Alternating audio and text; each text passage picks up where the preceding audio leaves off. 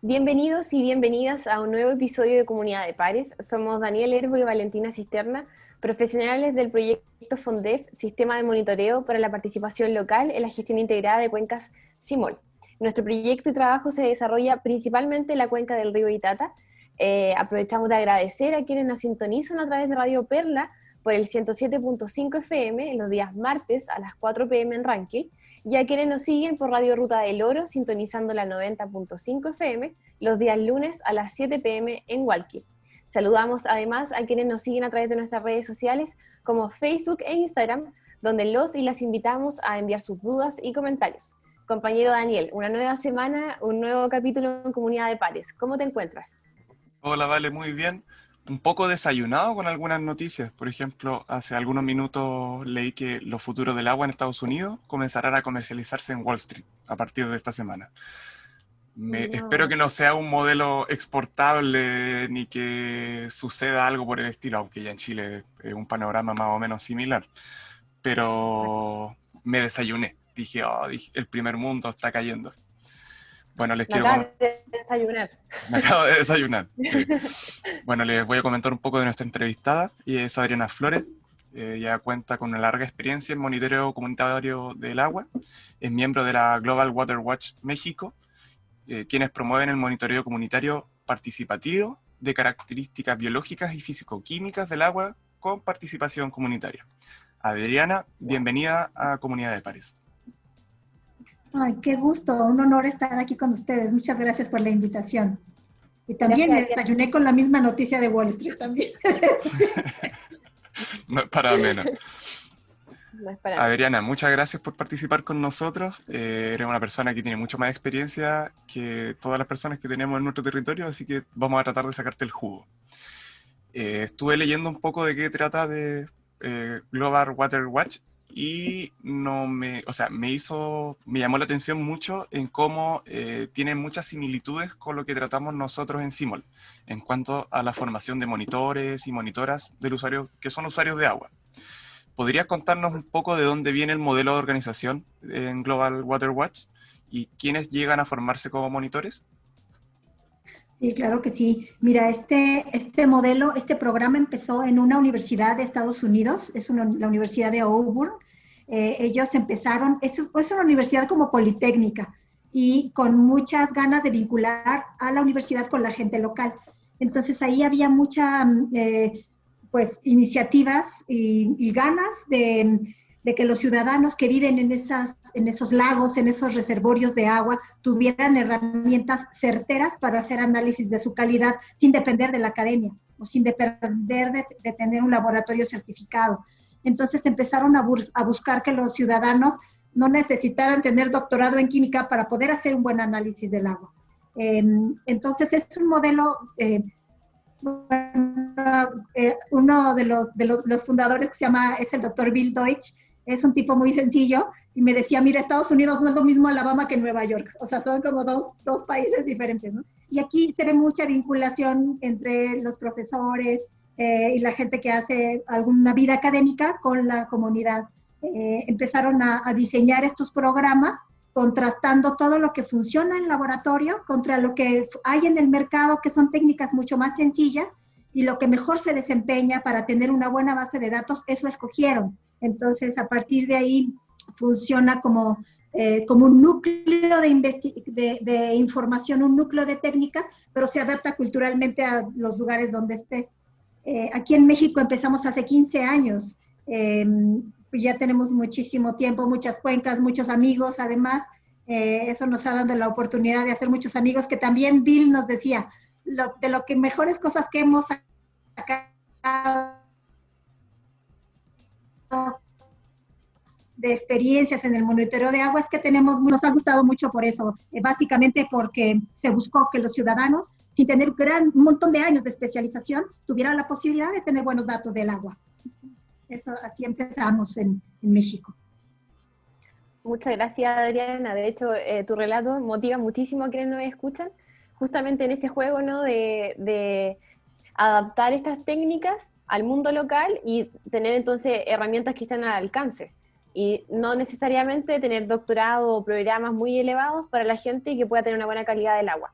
Por lo mismo, esto se asemeja mucho a lo que buscamos como proyecto en CIMOL, desde el diálogo de saberes, ¿cierto? Donde tanto los técnicos como los actores locales logren establecer indicadores o facilitar medidas para las comunidades. Entonces, frente a tu experiencia, ¿cómo ha sido este tema y qué indicadores trabajan ustedes cuando se ejerce un monitoreo comunitario? Depende mucho de la preocupación de la gente. Nosotros por lo general vamos acompañando otras experiencias, porque el monitoreo no tiene sentido solito. El monitoreo tiene sentido como en otro quehacer más grande, que es el quehacer ambiental dentro de una cuenca. Y entonces puede haber un componente educativo o alguna parte de defensa y gestión del territorio, otra parte más de restauración. ¿Dónde será bueno que restauremos? ¿Cuáles son los lugares prioritarios para restaurar?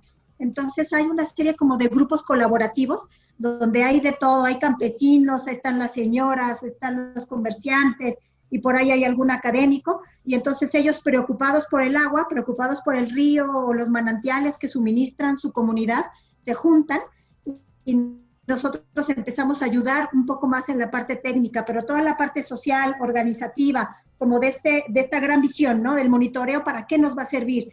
De alguna manera el monitoreo es como ayudar a seguir el pulso, estar viendo atento este problema, qué tan grave es, solamente es problema en secas, solo es problema en época de lluvias, o está siempre el asunto, por ejemplo, contaminación fecal, ¿no? ¿Cuándo se concentra? Y a la hora que ponemos una solución en ese problema, nos permite ver si funcionó o no funcionó, ¿no? Entonces, ese monitoreo nos permite de alguna manera estar atento a eso. No sustituye todas estas técnicas que son muy refinadas, pues algunas más diseñadas en Estados Unidos, otras diseñadas en otras partes. También hemos aprendido de algunos lugares como Brasil, Costa Rica, otros esfuerzos comunitarios, Ecuador. También tenemos noticias de cómo ha funcionado allá. Y en realidad estas técnicas entran a solamente apuntalar un trabajo que ya se tiene como parte de una organización social. O sea, la técnica no resuelve por sí, ¿no? No nos suple a los demás y tampoco suple el conocimiento local. Los campesinos, los ejidatarios, aquí en México tenemos una figura de propiedad social de la tierra y el agua, que es el ejido y las comunidades indígenas, y ellos tienen una especie de propiedad común y van decidiendo qué parte van trabajando de su territorio. El monitoreo viene nada más como ayudar un poco en términos técnicos, pero todo lo demás se deja en manos como autogestivas, en manos comunitarias.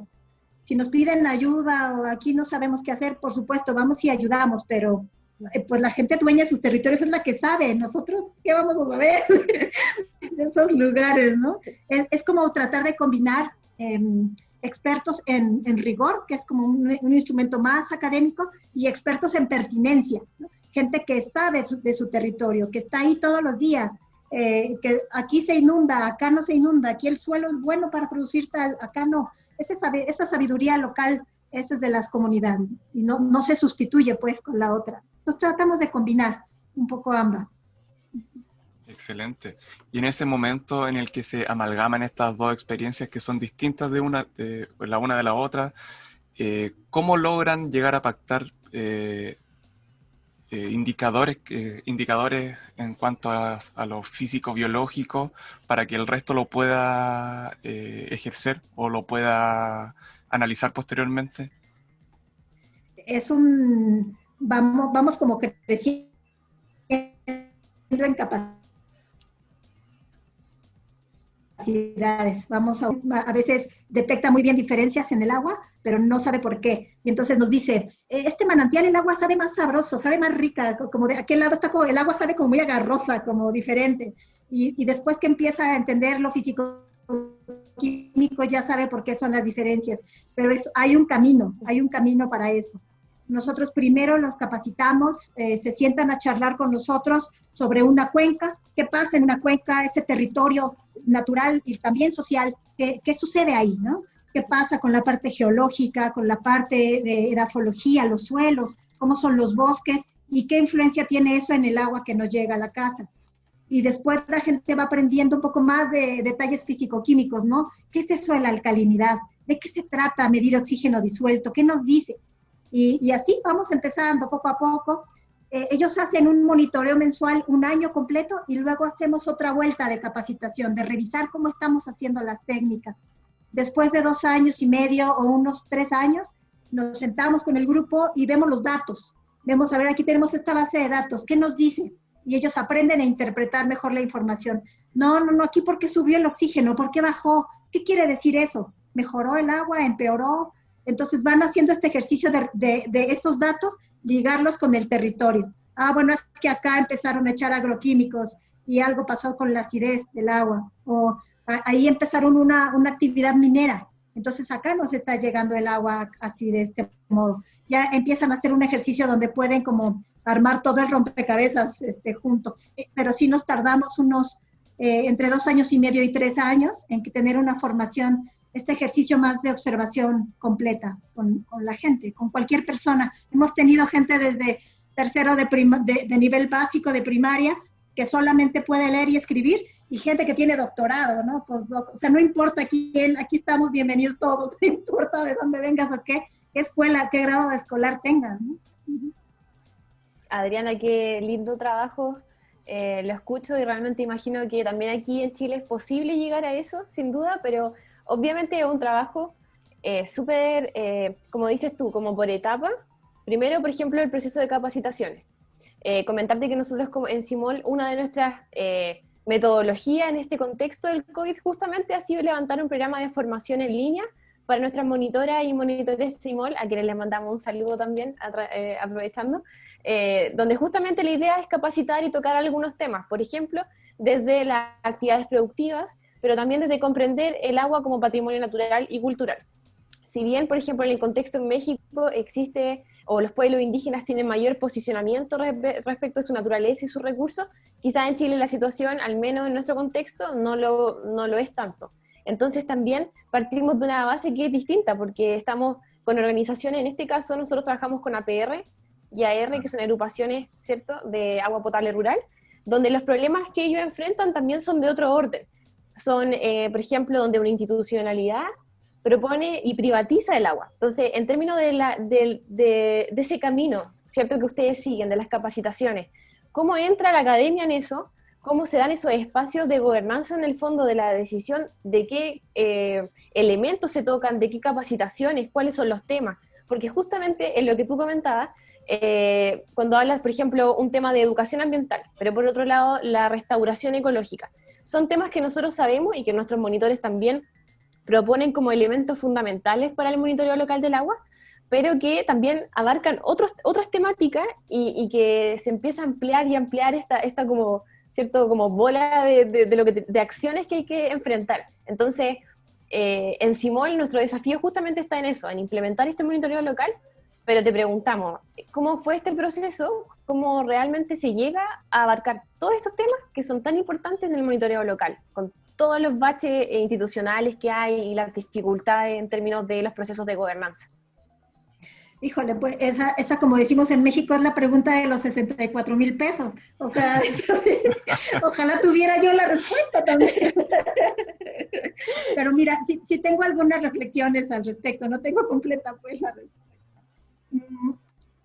Lo que tú tratas es un poquito más allá del monitoreo, ¿no? Porque tiene que ver con conciliar los intereses múltiples en una cuenca. Hay gente, claro, la gente necesita agua para beber limpia, pero también el agricultor necesita agua y el hotelero también. Entonces, como todos esos intereses son como engarzados en un momento para esta cuenca en particular, ¿qué es lo que necesitamos para esta cuenca? Y entonces, ahí lo que nos ha funcionado, bueno, lo que ha funcionado en general es tener estos grupos colaborativos. Los sitios de monitoreo y las variables a monitorear se definen con base en esos intereses. Quien está sentado en la mesa negociando, ¿no? Entonces está, por ejemplo, tenemos un ejemplo en la Reserva de la Biosfera de la Mariposa Monarca. Hay una parte que suministra agua a la Ciudad de México y otra parte que está, bueno, de la Reserva de la Biosfera. O sea, está muy interesada en que cumplir sus metas de conservación, de cuidado de la biodiversidad. Pero también la gente local quiere agua limpia para su casa. Entonces ahí los problemas que vimos era la minería, la presión para cumplir sus metas de biodiversidad. Entonces la gente monitorea físico-química del agua, para ver qué está pasando con esta parte minera y monitorea coliformes fecales, porque, claro, quieren beber agua que no tenga caca, ¿verdad? Claro. O sea, Claro. de preferencia. Pero en un río, meterte a nadar a un río, a una zona recreativa donde tienes la seguridad de que no vas a salir con hepatitis. Claro. Entonces, todos esos usuarios se sientan a negociar y a veces no saben muy bien, hay que ser muy estratégicos en el monitoreo. El monitoreo es caro, no por el dinero, sino porque es mucho esfuerzo. Yo soy monitora voluntaria del agua y cada mes voy y hago monitoreo. Cada mes pongo mi gasolina, mis días de descanso, ¿no? O sea, hay de verdad un trabajo que se tiene que reconocer ahí y entonces hay que ser estratégico. No puedo tener 200 sitios de monitoreo, a lo mejor aquí 5 puntos y los atiendo bien, ¿no? Entonces hay que entrenar el ojo para ver cómo atendemos los intereses de todos y que la cuenca nos sirva a todos. Pero esa parte de engarzarse, perdón por la divagación, pero esta parte de engarzarse, de que el esfuerzo del monitoreo se vaya a la toma de decisiones, cuesta trabajo. A veces tenemos aquí muy claramente la base de datos y la gente empieza a entender qué significa que subió, bajó la alcalinidad y tal. Y luego esto, ¿cómo lo pongo en acción? Claro. ¿Cómo lo pongo en acción? O sea, ¿cómo hago que esto se refleje en una toma de decisiones de allá arriba, donde entonces el monitoreo me sirva, ¿no? El fin último no es una base de datos. Claro que cuidamos la calidad de esa base de datos, por eso somos tan latosos con la capacitación, pero queremos que eso no es el fin último, vaya, o sea, tenemos que poner esos datos en acción. Entonces, y hay varias experiencias. Sí han entrado estos datos a los planes de manejo de las reservas, si han entrado estos datos a dirimir problemas, dirimir conflictos entre los pueblos. Teníamos unos casos donde unos grupos de personas estaban haciendo como un matadero de pollos y todo el río estaba sucio por eso. Entonces, con información se fue a hablar con las autoridades de los otros lugares y se pudieron dirimir algunos conflictos. Sí, definitivamente ha servido para, aunque sea a escala unas más chiquitas y otra escala de un poquito mayor alcance, pero sí se ha logrado insertar como en la toma de decisiones eso. Entonces, seguro no contesté tu pregunta, pero por ahí van las reflexiones. Comparto también las reflexiones, pero ahora mencionaba un punto, y Daniel, disculpa, te doy la palabra luego de esto, Sí, dale. que tiene que ver con justamente cómo estas acciones de monitoreo luego se pueden replicar en otros territorios o en otras comunidades. Entonces también ese es uno de los como anhelos también de Simol, ¿no? Que ahora que estamos en este proyecto en Rankin y en sus sectores aledaños, luego este monitoreo también sirva como un modelo a establecer en diferentes usuarios de agua. Entonces también la aplicabilidad del modelo de monitoreo es muy importante. O sea, si bien se va a ajustar a contextos propios, bueno, pero podemos decir, en realidad hacer monitoreo de agua, que es algo muy, muy, muy grande, sí sirve y sí viene a solucionar conflictos o sí viene también a provisionar un nuevo escenario respecto del agua como recurso, ¿cierto? Como recurso escaso y tan conflictivo también en el mundo entero. Eso. Y sobre todo también en Chile. Daniel. Ya, ahora sí. Yo también me quiero anclar un poco de una de las cosas que dijiste. Me mencionabas sobre que la información que es generada por todos estos monitoreos caen finalmente en los grupos y que los grupos son los que accionan posteriormente a través de esta información hacia arriba o desde la comunidad.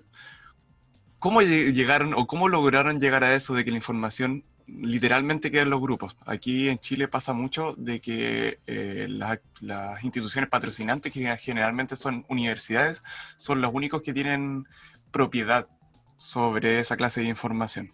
Y por lo tanto, pese a que queden en una o que otra carpeta administrativa, se terminan perdiendo y las decisiones que vienen desde arriba siempre son en desmedro de las comunidades. Voy a replantear la pregunta. ¿Cómo es que llegaron a ese modelo en cuanto a que la información termina en las comunidades y en los grupos locales? ¿Y qué se hace con esa información posteriormente? Y si es que hay alguna clase de roce por la propiedad de la información. Ese es un punto muy importante. En el programa reconocemos, la primera cosa es que hay una invitación a ser corresponsables del agua, ¿no? O sea, tratamos de salirnos un poco del esquema de las víctimas del gobierno, ¿no? El gobierno tiene la culpa. No, a ver, momento, sí, tiene una parte de responsabilidad y nadie se la va a quitar, pero nosotros como ciudadanos tomamos en la mano nuestra responsabilidad. Y entonces, así como tomamos la responsabilidad, también tenemos nuestros derechos. Por lo general se buscan estas colaboraciones con la academia o con organizaciones de la sociedad civil. Con ellos también se hacen estos acuerdos y entonces queda muy claro que los datos son del grupo que lo genera.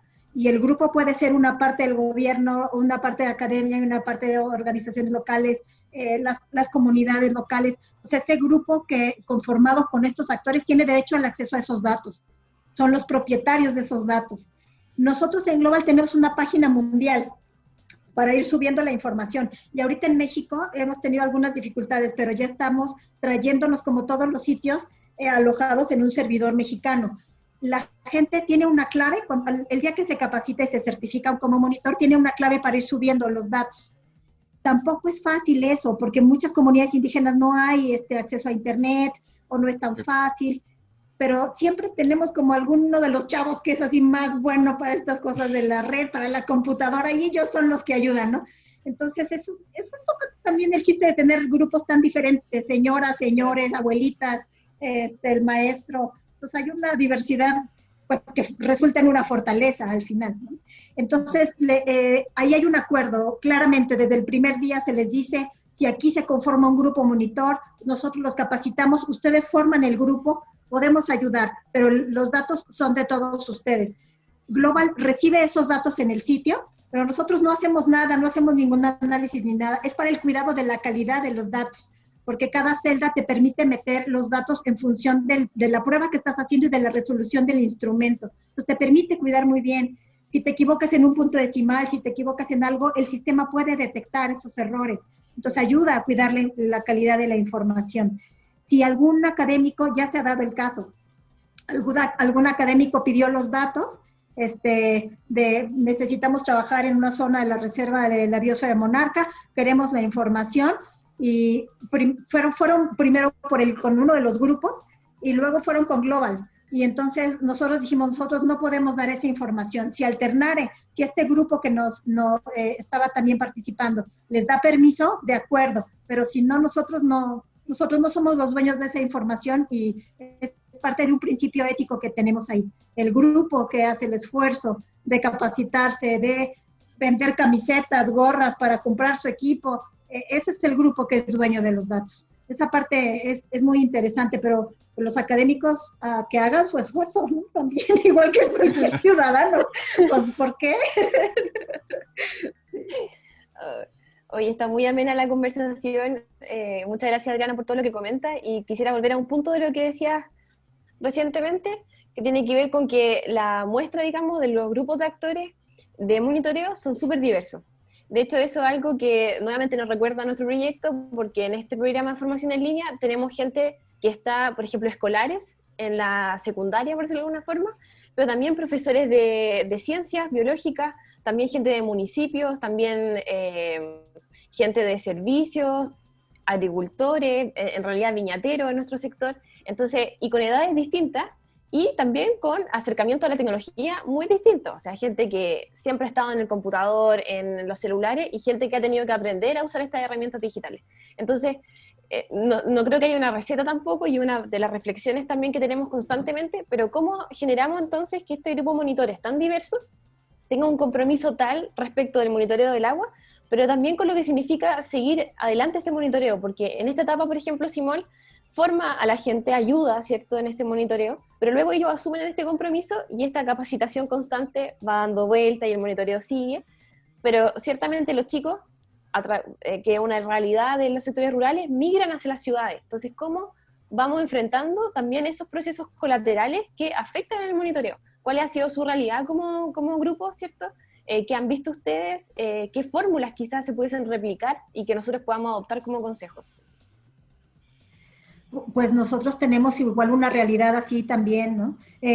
Muchos grupos, bueno, hay de todo, hay así una diversidad muy grande de grupos, pero algunos grupos empiezan porque hay un interés muy fuerte de alguna entidad, por ejemplo, la Comisión de Áreas Protegidas está interesada en que aquí haya monitoreo. Y entonces ellos consiguen financiamiento para el equipo, para la capacitación, y dejan el equipo en la comunidad. Pero mucha gente en México, bueno, probablemente en América Latina, mucha gente del campo vive al día. Entonces ellos no pueden destinar un día de trabajo para ir a hacer el monitoreo. Y o sea, ellos pierden esa plata, ¿no? Dejan de ganar un dinero que les es muy importante para su casa, para su familia. Entonces, algunos esquemas nos han permitido pagar el monitoreo. Y entonces el grupo dura mientras dura el pago del monitoreo. Luego se suspende y por ahí alguno de los chicos que siguió muy interesado vuelve a retomarlo, ¿no? Entonces hay también un vaivén en los grupos, no está así tan parejo. En algunos casos en Michoacán, por ejemplo, hay una gran cantidad de gente que migra a Estados Unidos, muchísimas personas. Hay pueblos completos que solo son de mujeres y algunos ancianos, porque todos los hombres están en Estados Unidos. Entonces también la tasa de migración es muy alta y capacitamos a un grupo y la mitad luego ya se fue, ¿no? Entonces sí nos quedamos un poco como con esa dificultad, ¿no? En algunas ocasiones hay posibilidades de retomarlo, de volver a capacitar a algunos otros y de que haya esa continuidad. También hemos tenido muchas dificultades en financiamiento.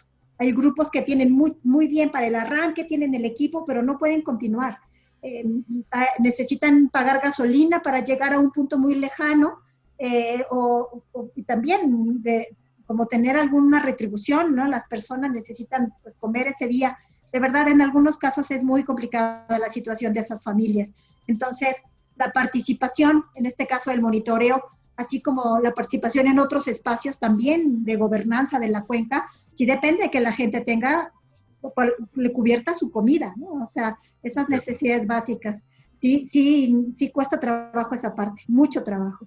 Y por eso, pues hay algunos que un año no pudieron monitorear y luego de repente logramos otra vez financiamiento para equiparlos, para dar algún apoyo, y entonces empiezan otra vez a reactivarse esas redes. Los que más han durado han encontrado que esos datos del monitoreo les sirve para hacer gestión, ¿no? Por ejemplo, tenemos un grupo en Veracruz que tiene 15 años monitoreando. 15 años, mes con mes, nunca han dejado. Son los vecinos. No dependen de nadie. Y ahí andamos buscando entre todos. Hay una cosa bien bonita, como ustedes decían al inicio, que es, uno se va dando cuenta que hay otros ciudadanos en otros lugares que están preocupados también por el agua.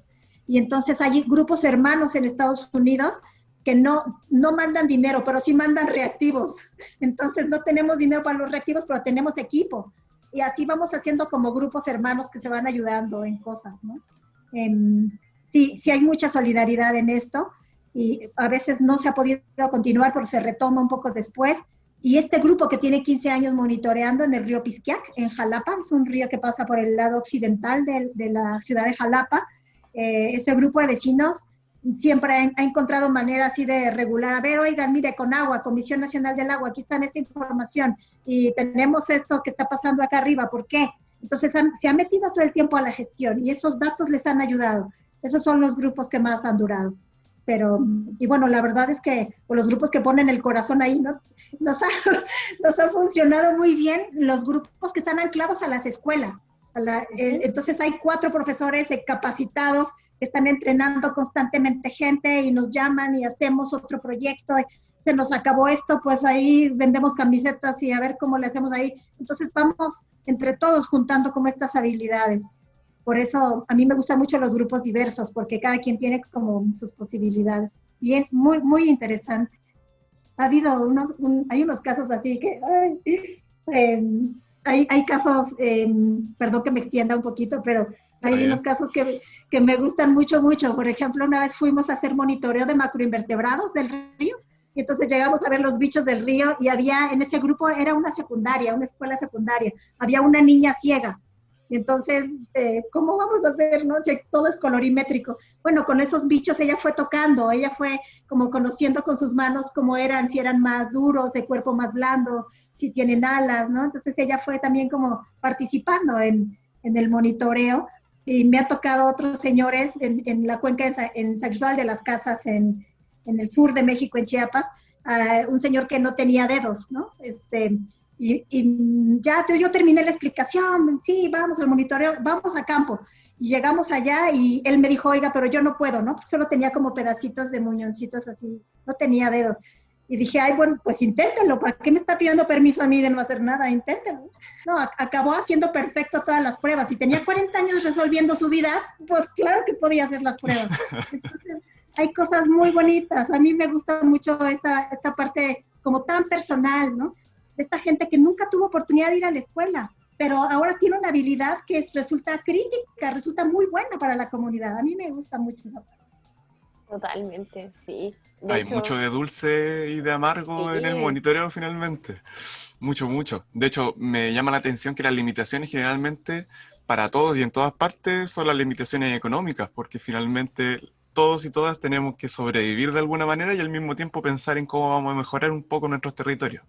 En cuanto a eso, te quería preguntar cómo son los procesos de territorialización que existen de las personas cuando se inmiscuyen con el monitoreo local de las aguas. Híjole, pues son muy diversos también. Esta parte, a mí me gusta mucho la figura como del caleidoscopio, ¿no? Que uno va moviendo tantito algo y ya cambió completamente la configuración. Eso es lo que pasa en nuestros territorios, ¿no? Tienen una diversidad biológica tan grande como la social. Entonces hay una configuración muy interesante. En algunos casos, como en estos de Michoacán, ha sido muy importante la presencia de las mujeres, porque los hombres pues ya se fueron a Estados Unidos, ¿no?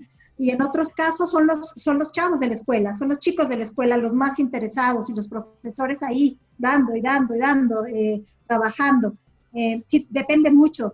Yo creo que ahí el punto crítico es encontrar cómo comunicar esos resultados a la toma de decisiones. Y entonces hemos trabajado en dos niveles ahí un poquito. Un nivel es al nivel local, no solamente llegar a capacitar a la gente, sino llegar a entender la gobernanza local. O sea, cómo se engarzan esos sistemas. Hay un comité de agua o hay una asamblea o hay quién es la autoridad que rige acá. ¿Qué sucede con eso? Porque yo cuando tenga mis datos del agua, ¿a quién se los voy a ir a comunicar? ¿A quién le voy a dar la alerta? Aquí hay una alerta sanitaria, aquí hay un problema de metales pesados, aquí hay un problema de coliformes. ¿A quién le voy a ir a decir eso? Entonces, en los últimos proyectos hemos tratado de engarzar las dos cosas, la capacidad, fortalecer la capacidad para analizar el agua y fortalecer la capacidad para la gobernanza del agua, ¿no? Entendiendo como ambas, o sea, no, ¿para qué quiero el dato solo otra vez, no? Quiero el dato en acción. Esa es una parte. Y la otra parte es que estas técnicas que utilizamos nosotros de este programa tienen el reconocimiento de la Agencia Ambiental de Estados Unidos porque surgió allá, pero no tienen el reconocimiento en México.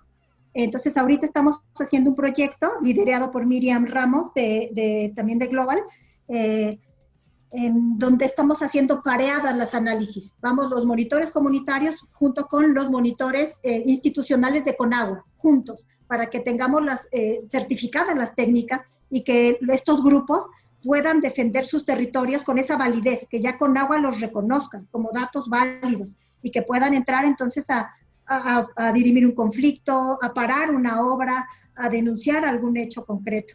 Entonces, esta parte, del territorio, como tú sabes, en América Latina tiene un componente cultural muy fuerte, ¿no?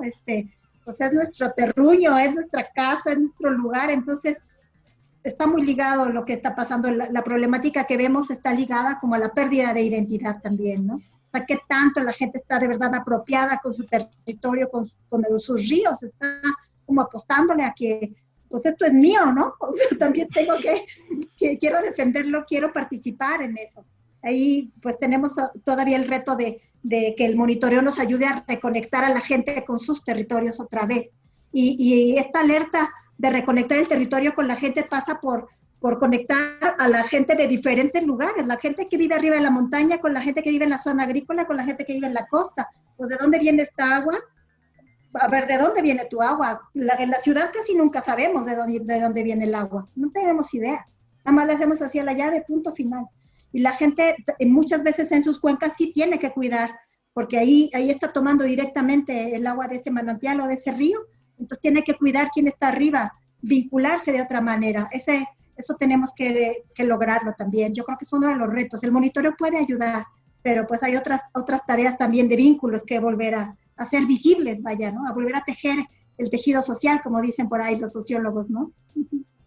Totalmente, te escuchamos, Adriana, y es volver a lo que ha sido nuestra experiencia a lo largo de este programa de formación en línea y en general en CIMOL, porque de hecho abarcando temas, por ejemplo, en esta capacitación sobre patrimonio, nos dimos cuenta que los monitores se dieron cuenta que, wow, el agua como patrimonio, o sea, ¿qué pasaba en el río antes? O sea, bueno, contaban, ¿no? Historias, me mandaban a lavar la sábana y la ropa al río y ahora lo había olvidado, o ahora el agua es de otro color, o tiene otro tipo de vegetación asociada. Porque también en el contexto donde nosotros desarrollamos el proyecto, una zona rural que está siendo amenazada por actividades extractivistas, de ahí, ¿no? O sea, mirando al frente. Entonces, los conflictos también asociados son súper grandes y volver a hacer a reconectar a la identidad territorial, a la de los recursos, a la del agua, es un desafío súper grande, pero que también viene a aportar justamente a los procesos de gobernanza local y de gobernanza del agua. Entonces es como que pareciera que este tejido social, ¿cierto? Es una malla, como una madeja gigante de lana que toma un hilo, pero es que ya sigue avanzando y una cadena de cosas. Entonces, de hecho, con eso, ¿no? Comentarte que, por ejemplo, en Chile se venden derechos de agua como parte de los patrimonios de ciertos grupos económicos para industrias, como te comentaba, para los monocultivos, por ejemplo, forestales o agroindustriales. Entonces, te queríamos preguntar a ti, ¿cómo se ha vivido este panorama? Si es que se ha vivido en la realidad de ustedes, ¿qué pasa con los títulos de concesión en tu país y qué consecuencias trae? Pero a la vez, ¿cómo esto motiva justamente al monitoreo local del agua? No, bueno, entonces aquí la respuesta tampoco la tengo, pero bueno, aquí en general, como te podría yo platicar en México, me parece que nos lleva con lo que nos desayunamos, ¿cierto, Diego? Como esta parte, hay como varios niveles, yo creo, y esta parte tan global de Wall Street nos habla de una geopolítica del agua también, ¿no? O sea, hay una serie de intereses que están tendiendo a que el agua los nutra y los suministre a ellos, ¿no? O sea, solamente para cubrir ciertos intereses de las grandes empresas que ya sabemos, de esos grandes intereses que en algunos casos nosotros mismos alimentamos, porque nosotros tenemos un patrón de consumo de esos productos que en realidad no sabemos. Si nos preguntáramos todos nosotros, a ver, ¿a quién estoy alimentando cuando compro algo? Probablemente frenaríamos mucho de ese poder, ¿no? Pero en México también sucede igual. La Constitución mexicana dice que las tierras y las aguas son de México, ¿no? Entonces, pero de México es así muy patinoso. Entonces, cuando tú llegas a un territorio indígena o a un ejido, ellos tienen la posesión de esa tierra y de esa agua. Pero a la hora de la hora, la Comisión Nacional del Agua, somos también México, y también tenemos derecho al agua, empieza a dar concesiones a otros sin preguntar a los pueblos indígenas. Entonces nunca se encuentran el nivel nacional que viene de arriba para abajo con el nivel local que viene de abajo para arriba. Jamás se encuentran. Hay gran cantidad de conflictos al respecto, porque llega con agua a definir, puedes sacar tú, quien seas, la Nestlé, la Coca-Cola, quien seas, puedes sacar una cantidad, millones, son millonarios del agua, le decimos en México. Aquí hay un movimiento que se llama Agua para Todos, que ha hecho mucho sacar a la luz lo que está pasando. Y son millones los metros cúbicos de agua que estas empresas están jalando y le están dando las concesiones sin preguntarle a los dueños del territorio, porque ellos son la Comisión Nacional del Agua y también tienen derechos. Entonces pelea el nivel nacional con el nivel local. Y por supuesto que estamos metidos en este asunto de Wall Street todos, ¿no? Porque ahí está una parte del jaloneo. Lo que pasa con el agua, el destino que tiene, es como el horizonte que se quiere alimentar, ¿no? Si yo voy para un lugar determinado, yo tengo un horizonte que puede ser el bien común, no puede ser algún otro, otro imaginario colectivo, ¿no? Que es para donde todos jalamos. Bueno, pues ese imaginario está en disputa, ¿no? Y si todos queremos vivir como con este rollo de Wall Street en la cabeza, bueno, pues las cosas de la sustentabilidad van a estar muy lejos. Entonces, hay cosas como de varios niveles, y en el nivel local eso ha pasado. Los sistemas comunitarios están amenazados en primera instancia por esta Conagua, que está incidiendo, está queriéndose meter a decidir por el agua de esas comunidades, claro, en favor de esos intereses más que están en Wall Street, ¿no? O sea, así como varias escalas conectadas para mal, vaya. Exacto, son diferentes niveles que hay que ir ahí bueno, como balanceando, enfrentando al mismo tiempo, hace avanzar, pero también al mismo tiempo retroceder. Y en ese mismo juego también está justamente esa gobernanza local, que si la pensamos simplemente de la comunidad, también hay ciertos, por ejemplo, vecinos decimos nosotros acá, o usuarios del agua, que tienen una concepción del agua como bien común y que se ven enfrentados a personas que vienen, por ejemplo, ahora a vivir de la ciudad a los sectores rurales y que tienen otras comprensiones del agua como recurso. Es decir, bueno, pero si yo tengo calor y quiero bañarme, ¿cierto? Llenar una piscina, largo el agua y no pasa nada porque yo pago el agua. Entonces, esa concepción del agua como recurso, ¿cierto? En la que yo lo pago y lo puedo utilizar, es una concepción a la que estos monitores se ven enfrentados todo el tiempo, incluso con la gente que vive a 2 casas, o a 5 kilómetros más arriba, o más abajo. Entonces, ¿cómo esos procesos también se van tejiendo y se pueden ir enfrentando? Porque muchas veces son enfrentamientos que cuestan mucho y que también están ligados a procesos de identidad sobre el territorio, sobre la concepción del agua como un recurso para todas y para todos. ¿Qué han visto ustedes también sobre eso? Porque imagino, ¿cierto?, que en el ideal, ojalá todos tuvieran la misma noción y quisiéramos todo lo mismo, pero en la práctica nos damos cuenta que incluso en todos los niveles hay disputas sobre los recursos, visiones distintas. ¿Qué han visto ustedes y cómo se han logrado enfrentar esto? Pues esa es una pregunta muy buena porque no podemos ser ingenuos, ¿no? O sea, sí hay muchos intereses sobre un mismo manantial, ¿no? Sobre cada litro de agua hay 5 en disputa, hay 5 usos usuarios en disputa. Entonces no podemos ser ingenuos y yo creo que una forma de abordarlo, la primera cosa es reconocer.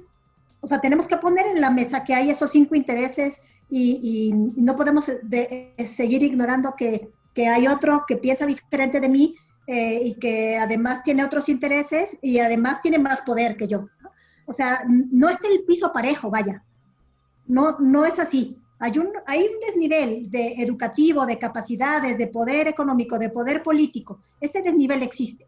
Entonces, vámoslo haciendo evidente y vamos honestamente reconociendo que hay tal. Entonces, nosotros no llegamos a vender un sueño rosa a la comunidad, ¿no?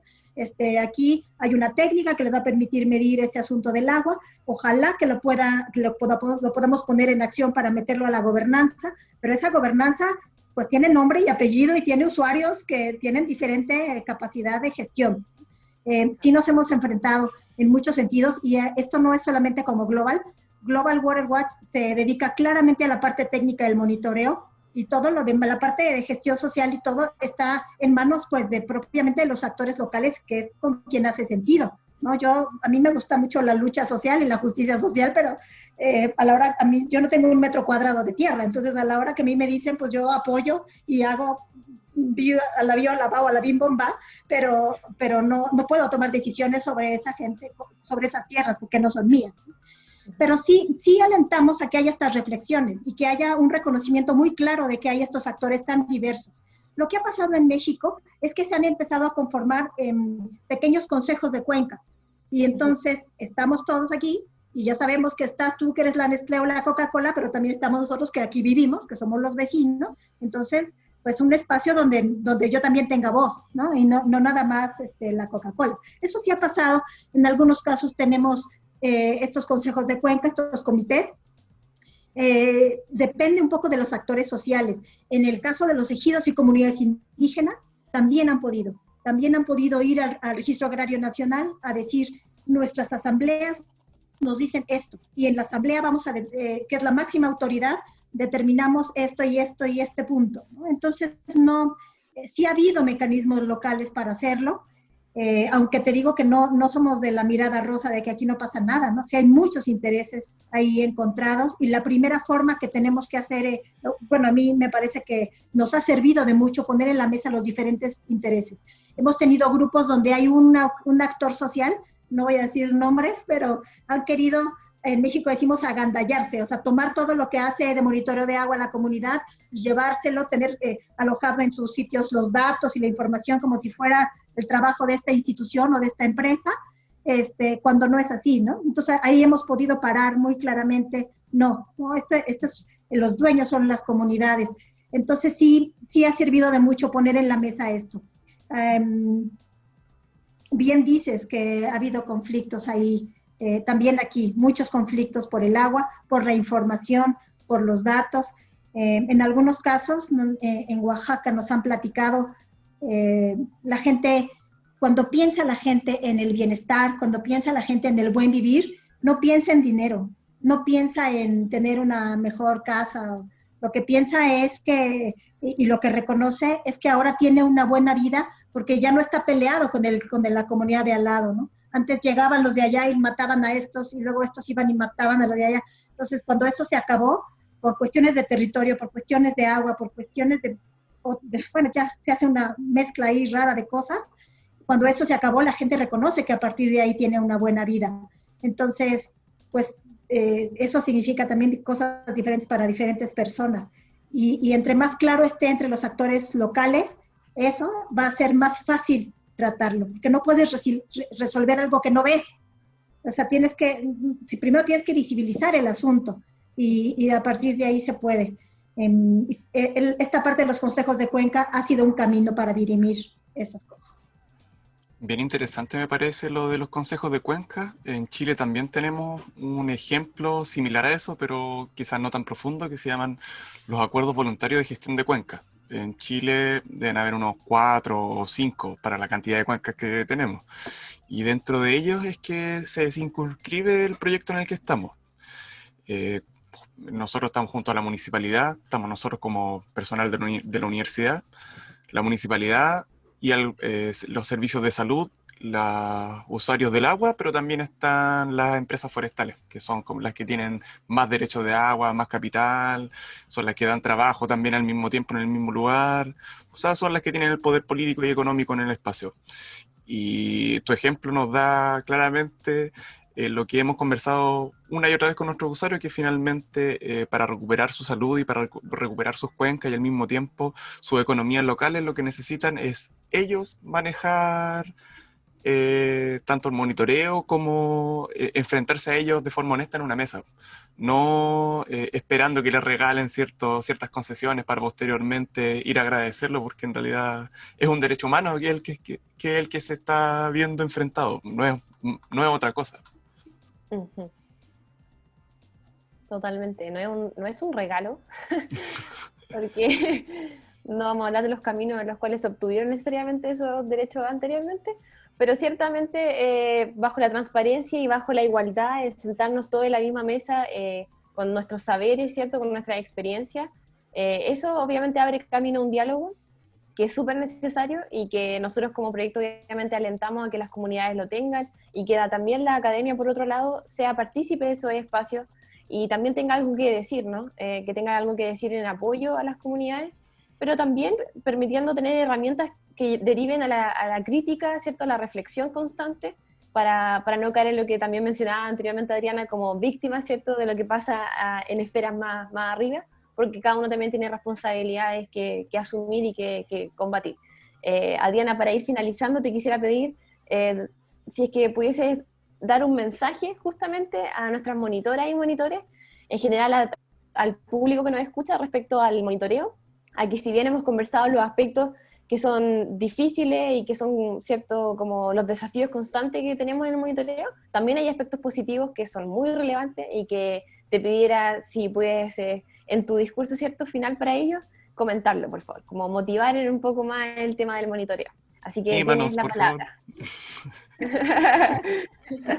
Bueno, pues animados yo creo que sí están, porque el proyecto es enorme, es muy bonito el proyecto que tienen. Yo creo que es una empresa, como decimos por acá, para problemas grandes también soluciones grandes, ¿no? Entonces, y si no empezamos ahorita, ¿cuándo? Yo creo que esta parte de la corresponsabilidad nos hace muy sensibles en primer lugar, a que nosotros no somos aquí las víctimas, tenemos capacidad de empoderarnos y de decir las cosas.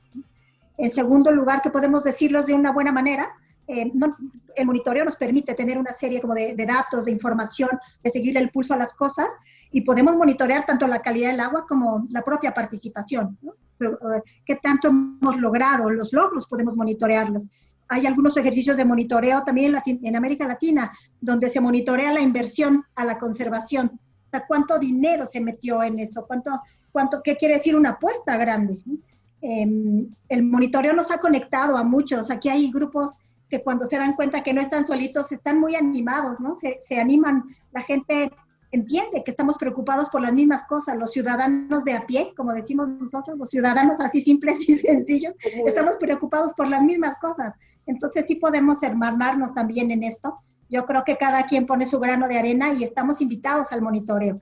También creo que no todo el mundo tiene que ser monitor. Yo creo que hay gente muy buena para la gestión, y hay gente muy buena para el monitoreo, y hay gente muy buena para las bases de datos, y hay gente, bueno, hagamos esta mezcla de capacidades para que caminar hacia un lugar, ¿no?